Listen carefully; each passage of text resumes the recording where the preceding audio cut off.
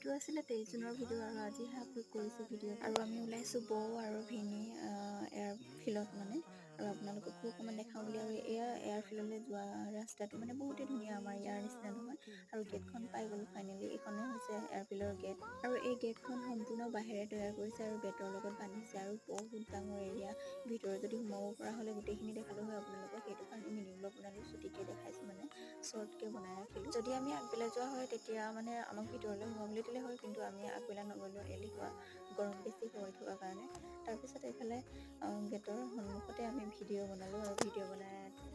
আবেলি হ'ল গুচি আহিলোঁ আৰু এইফালে বৌক মই ভিডিঅ' বনাবলৈ মোবাইলটো ধৰিব দিছোঁ তাই বহুত আমনি পাইছে মানে আৰু আমি ঘূৰিও আহিলোঁ সন্ধিয়া আৰু পাই গ'লোঁ গেট আৰু গেটত পাই আমি গোটেইকেইটাই খাই ল'লোঁ বাদামৰ ড্ৰিংক মানে তাৰপিছত আকৌ এটা এখন ফুটপাথৰ দোকানত সোমালোঁ তাৰপিছত ঘৰত খাম বুলি চাওমিন অকণমান ল'লোঁ তাৰপিছত মোৰ ভিডিঅ'টো আজি ইমানে আছিলে নেক্সট ভিডিঅ'ত সকলোকে লগ পাইছোঁ।